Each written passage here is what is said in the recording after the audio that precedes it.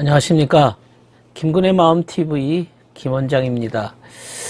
이번 시간에는 호렙산에서 엘리야에 대한 이야기를 생각해 보겠습니다.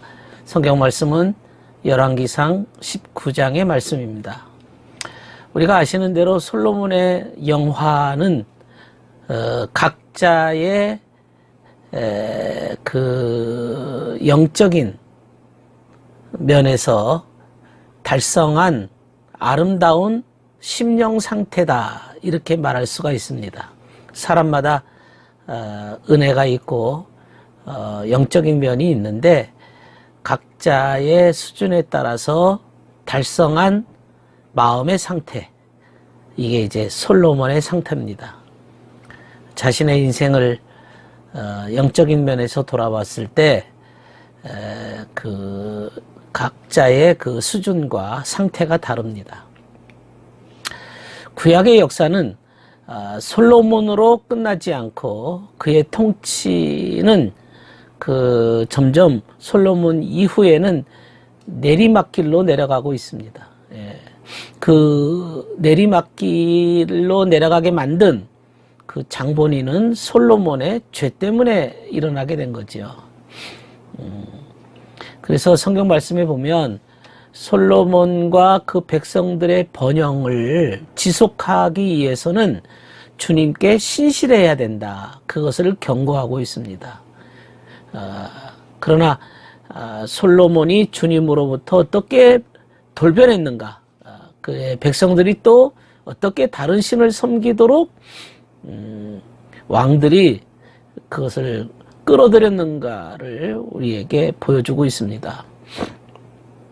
솔로몬이 죽은 다음에 그 북쪽에 있는 이스라엘 사람들은 솔로몬 왕국의 반기를 들고 이스라엘이라고 하는 왕국을 세웠습니다.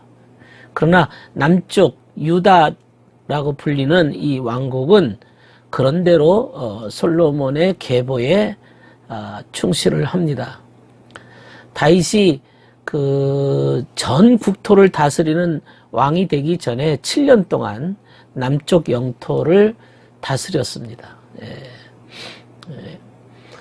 이렇게 이게 내면 세계로 우리 마음의 세계에다가 대입해 보면 우리 안에도 이런 분열된 마음이 있을 수 있다는 거죠. 유다라고 하는 것은 우리가 보통 보면 남쪽이 북쪽보다 따뜻하다, 마음이 따뜻한 사람이야, 저 사람은 그 마음이 굉장히 따뜻해, 이렇게 얘기하는 거 보통 있지 않습니까? 그래서 유다라고 하는 것은 우리 마음속의 의지라고 말할 수 있고, 북쪽은 이제 차가운 이성, 이해를 의미한다고 말할 수 있습니다. 이 가슴이 따뜻한 사람들은 선하게 살려고 애를 쓰지만 선한 삶을 이뤄낼 만한 지혜가 부족한 자들이 있습니다. 그게 분열된 거죠. 어떤 사람은 이성적인 사람 중에는 올바른 것을 또 알면서도 의지가 없어요.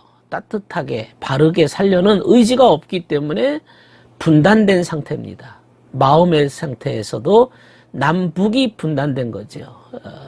이성과 의지가 분단된 상태라고 말할 수 있습니다. 이렇게 서로 일치하지 못하고 하나 되지 못한 상태, 그게 이제 분열이다, 분단이다 말할 수 있습니다. 유다는 성전을 예루살렘에 수도를 두었고 백성이 그곳에 계속 예배하도록 인도했던 좋은 왕들도 있습니다. 여로보암은 이스라엘의 첫째 왕이었고 솔로몬의 아들의 반기를 드는데 주도적인 역할을 했습니다. 그래서 이 여로보암이 예루살렘에 예배하러 가는 사람들을 막기 위해서 이제 세겜이라고 하는 수도를 정하고 거기에 이제 금송아지를 만들어서 단과 베델에다가 세웠습니다. 이 왕이라고 하는 것은 통치 원리죠. 중심되는 원리입니다. 내 마음의 왕이라는 것은 삶의 원리입니다. 자신이 걸어가는, 자신을 끌어당기고 이끄는 원리라고 말할 수 있습니다. 여로보암은 인간의 이성이라고 하는 것이 주님의 계시가 아니다, 이런 식으로 표현하는 원리입니다. 내 생각이 주님의 생각하고는 전혀 관계가 없는 생각인 거죠. 그 여로보암의 뒤를 잇는 모든 이스라엘 왕들은 그를 추종했습니다. 거짓된 원리, 잘못된 원리, 하나님이 없는 원리를 따라갔던 것이죠. 그 중에 이 아합이라고 하는 사람은 가장 여로보암의 뒤를 따르는, 그러면서도 가장 악독한 이스라엘의 왕입니다.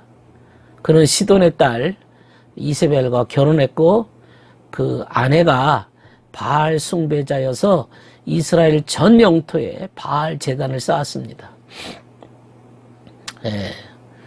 그래서 우리가 보통 그 기드온이 주님을 위해서 첫 번째 한 일이 바알 제단을 다 헐어버린 그러한 사건이 있습니다. 이 바알 숭배가 뭐냐? 이게 마음적으로 말할 때 영적인 의미로 바알 숭배라는 것은 자아 숭배거든요. 이기심을 부추기는 겁니다. 인간의 이기심을 부추기는 것이 바알 숭배다. 이세벨이라고 하는 것은 인간의 이기심으로 인한 즐거움인 거예요. 그 이기심이 온 세상을 지배한 거죠. 이세벨은 바알 숭배자, 바알 선지자들의 후원자입니다. 뒤에서 후원을 했습니다. 그런데 이런 아합 통치 시대에 구약성서 중에서 가장 큰 예언자인 엘리야가 등장합니다. 엘리야. 우리가 엘리야를 가장 큰 예언자로 간주하고 있는데, 이 예언자 이 말라기도요, 엘리야가 다시 올 것이다. 말라기 4장 5절에 말씀했습니다. 그래서 주님도 이것을 세례 요한이 성취했다, 이렇게 말씀하셨거든요. 그게 이제 마태복음 17장 10절의 말씀입니다. 그것은 엘리야가 죽었다가 다시 부활한 것이 아니라 세례자 요한이 주님으로부터 엘리야와 같은 메시지를 받아왔음을 의미합니다. 이 마태복음 17장 10절에 보면 예수님의 제자들이 주님께 묻습니다. 어찌하여 서기관들이 엘리야가 먼저 와야 하리라 그렇게 합니까? 그랬더니 예수께서 말씀하십니다. 엘리야가 과연 먼저 와서 모든 일을 회복하리라. 내가 너희에게 말하는데 엘리야가 이미 왔지만 사람들이 알지 못하고 임의로 대우했다. 인자도 이와 같이 고난을 받으리라. 그제서야 제자들이 아하, 예수님이 말씀하신 것이 세례 요한이었구나, 그것을 그들이 깨닫습니다. 주님께서 변화산에서 변모하셨을 때 모세와 엘리야가 주님과 대화하는 그러한 광경을 요한이 이렇게 목격하지요. 이건 율법과 예언서지요. 예언서의 대표자가 이제 엘리야라고 말할 수 있습니다.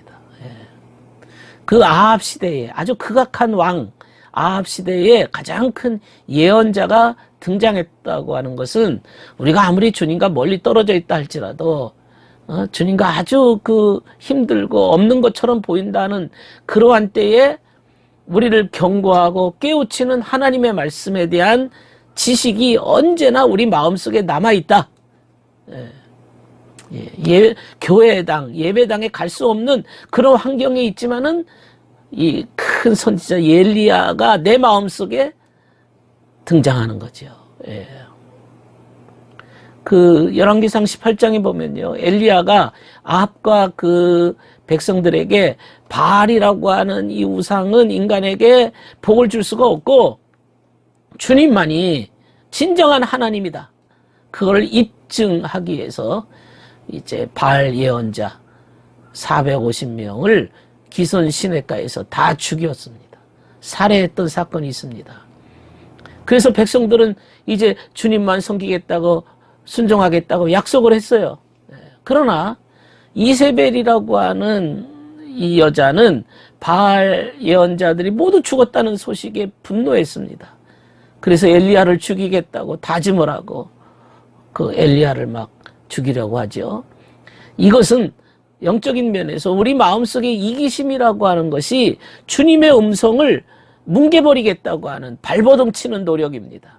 주의 음성을 내 마음의 이기심이 다 죽이려는 거예요. 주님의 음성을. 엘리야는 이스라엘 왕국에서 자신만이 진정으로 하나님을 섬기려고 하다가 죽게 될 것이라는 생각 때문에 이제 낙심을 하고 피신을 합니다. 우리가 최선의 노력을 하고 굉장히 애를 쓰고 힘을 썼지만 잘 안 될 때, 결과가 보잘것없을 때, 내가 해놓은 게 겨우 이것뿐인가? 아, 나는 왜 이렇게밖에 안 되는가? 라면서 탄식하는 순간이 있죠. 그게 바로 호렙산을 향해서 가는 엘리야의 여행과 같은 이야기입니다. 주님의 일을 하다가 실망한 우리의 상태입니다. 그것을 주님께서 다루시는 주님의 섭리가 있어요. 어떻게 다루시느냐? 천사를 보냅니다. 먼저 엘리야가 쉬도록, 잠을 자도록 허용을 하면서 천사들이, 우리의 그 동행하는 천사들이 우리에게 먹을 걸 갖다 줘요. 불에 달군 돌에 구워낸 과자, 그리고 물 한 병. 과자와 물이라고 하는 것은 우리 마음속에 남아있는 선과 진리입니다.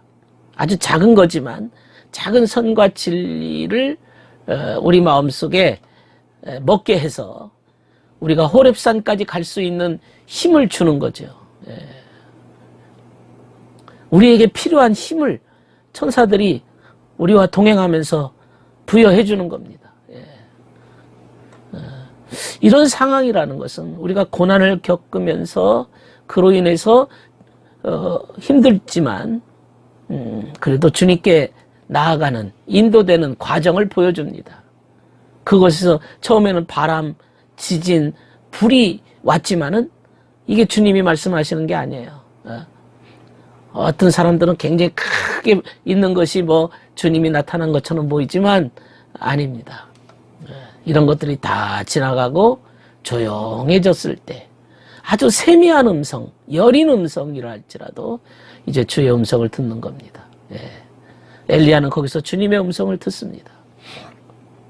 그리고 이제 엘리야는 자신의 일을 맡길 후계자를 위해서 이제 돌아갑니다.